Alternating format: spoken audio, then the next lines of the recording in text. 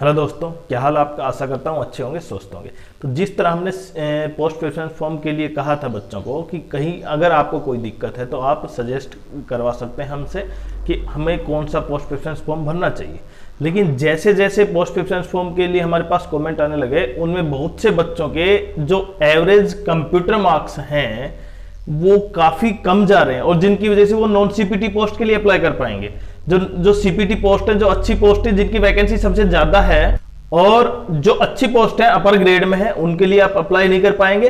तो आप ये समझ रहे हैं कि जो नॉन सीपीटी पोस्ट बच गई उनके लिए कट ऑफ हाई भी जा सकती है और बाकी जो सीपीटी पोस्ट है उनके लिए उतनी कट ऑफ हाई नहीं जाएगी। मतलब आपके मार्क्स कम है लेकिन फिर भी आपको, अगर कंप्यूटर में मार्क्स आपके ठीक हैं तो आपको क्या मिलेगी, अपर ग्रेड की जॉब मिलेगी। जबकि आपसे नीचे जिनके मार्क्स जो लोअर ग्रेड में पोस्ट मिली है उनके मार्क्स आपसे ज्यादा थे लेकिन कंप्यूटर में उतने मार्क्स नहीं थे, तो इस वजह से उनको वो पोस्ट मिली। और दूसरा, नॉर्मलाइजेशन का कितना फंडा रहेगा आपकी बार, क्योंकि जो बच्चे जिनके लगभग चाहे किसी कैटेगरी में, जनरल कैटेगरी की बात करूं, अगर 300-305 के आसपास भी मार्क्स हैं तो कहीं ना कहीं नॉर्मलाइजेशन उतना इफेक्ट करेगा आपको 10 से 12 मार्क्स जोड़ने में, और वो 10 से 12 मार्क्स कहीं ना कहीं आपको कट ऑफ से ऊपर लेके जाएंगे। तो पहले देखते हैं नॉर्मलाइजेशन कितना इफेक्ट करता है कंप्यूटर में और जिनके रा स्कोर है उसके अलावा, और एवरेज मार्क्स जिनके थे, और स्टूडेंट्स, नंबर ऑफ स्टूडेंट्स कितने हैं। देखिए दोनों शिफ्ट में है, जो हम आज शिफ्ट का एनालिसिस कर रहे हैं आपके लिए, क्योंकि जिस तरह बच्चों के मार्क्स हैं और नॉर्मलाइजेशन उसको अफेक्ट करेगा, तो हो सकता है वो मार्क्स किसी के बढ़ भी जाए और किसी के जीरो, मतलब किसी का कोई भी ऐड ना हो। अब वो कितने हैं देखिए एवरेज मार्क्स 281 थे। जो 18 जनवरी को शिफ्ट थी उसका एवरेज मार्क्स लगभग 281 था और यहां पे 20 जनवरी था, उसका एवरेज 285 था।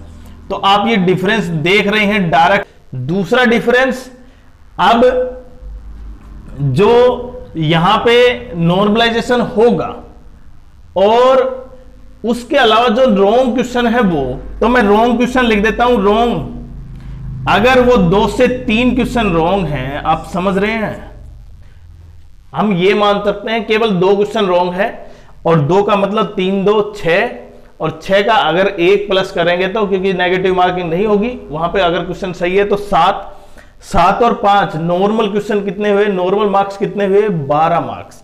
अगर इनके 12 मार्क्स यहां पे ऐड करें आप, जिनका पेपर हार्ड था उनको एवरेज मार्क्स में ज्यादा फायदा होगा नॉर्मलाइजेशन का। अगर ये मैं 12 मार्क्स ऐड कर लेता हूं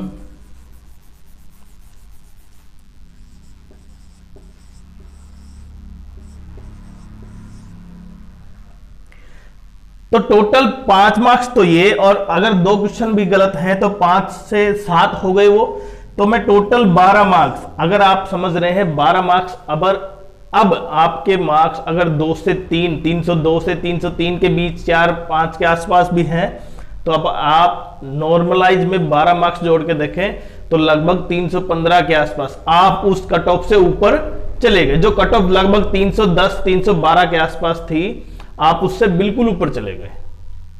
और ऊपर जाने से जो अभी आपको लग रहा था कि हम बिल्कुल शामिल नहीं हो पाएंगे क्योंकि हमारे मार्क्स इतने नहीं हैं, तो आपको हो सकता है सिलेक्शन मिल जाए। और वो भी सिलेक्शन उनको, खासकर जिनके, देखें अब दूसरी बात, एक और पॉइंट पे आते हैं।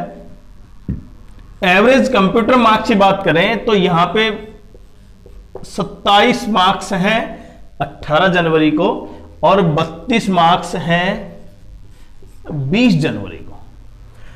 जबकि आपको यह पता है सीपीटी फॉर्म, सीपीटी पोस्ट कौन सी है, अगर आप सीपीटी क्वालिफाई नहीं है, और वो भी डिसाइड किया जाएगा एसएससी के द्वारा। और सीपीटी पोस्ट कौन सी है, ASO, CSS, AFHQ, MEA, serious fraud investigation officer, assistant and zoological survey of India, inspector central excise, PO, examiner of postal assistant और सोर्टिंग असिस्टेंट।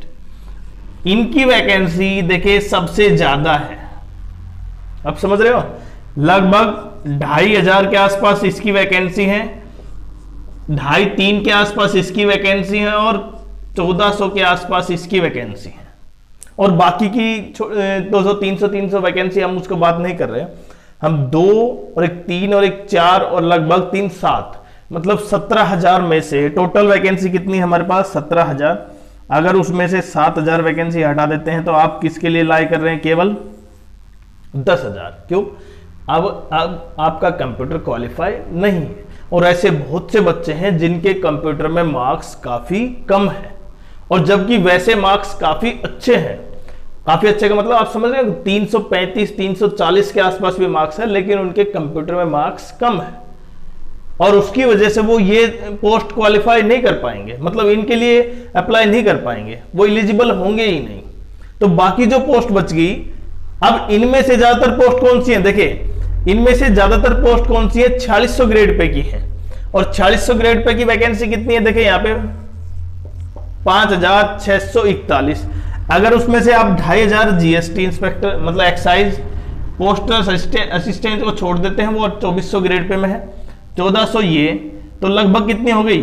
4000 वैकेंसी तो यही हो गई। अगर 4000 माइनस करते हैं 5641 में से केवल कितनी वैकेंसी बची?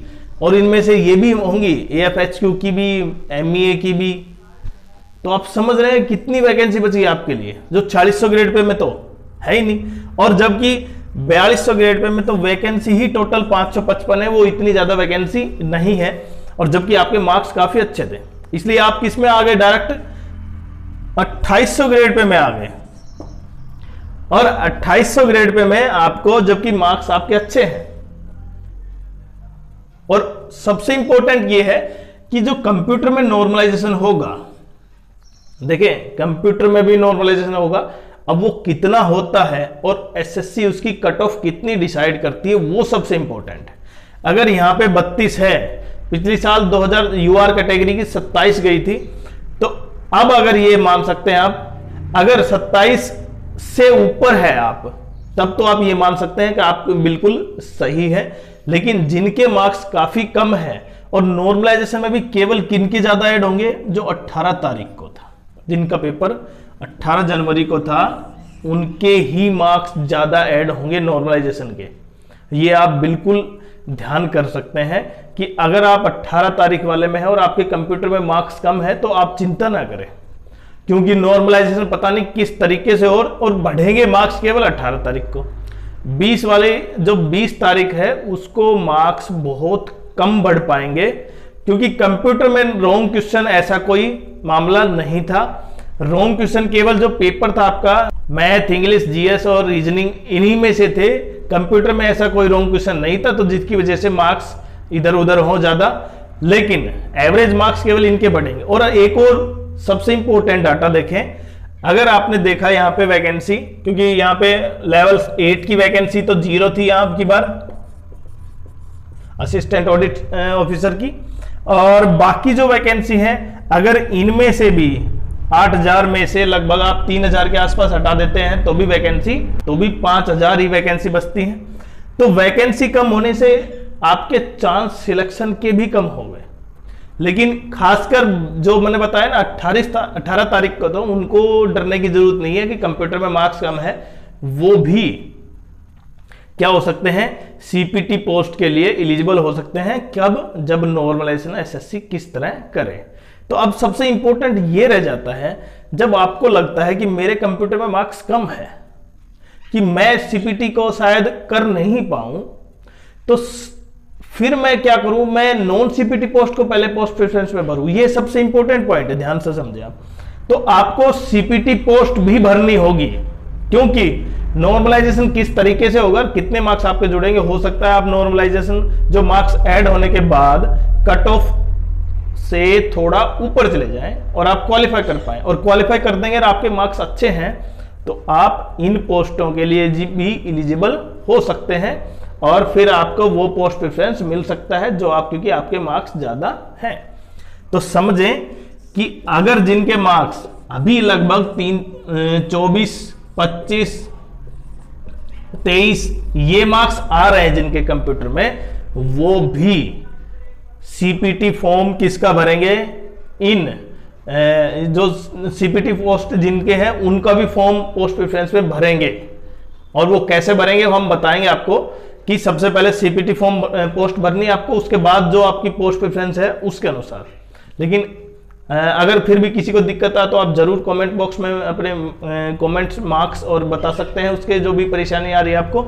लेकिन अब हम सबसे इंपॉर्टेंट डाटा देखते हैं कि जो 18 तारीख था टोटल वैकेंसी कितनी है हमारे पास, लगभग 17,426, और इनमें से लगभग 8,500 के आसपास बच्चे जो जिनके कट ऑफ मार्क्स उससे ऊपर है, जहां सिलेक्शन हो रहा है, मतलब लोएस्ट कट ऑफ मार्क्स वो 18 तारीख वाले में है। तो बाकी कितने हैं, 8,500 बच्चे अभी तक, लगभग 8,000 9,000 के आसपास वो किस में है, 20 तारीख वाले में है।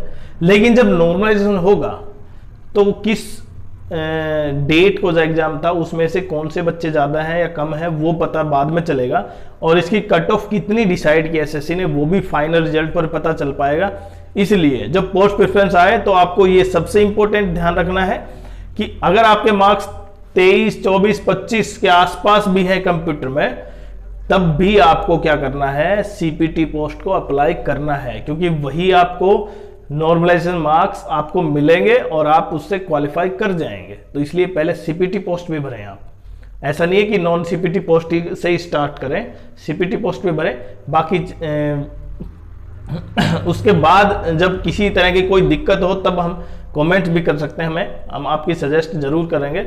और वीडियो कैसा लगा, चैनल को सब्सक्राइब जरूर करें और शेयर करें और लाइक करें।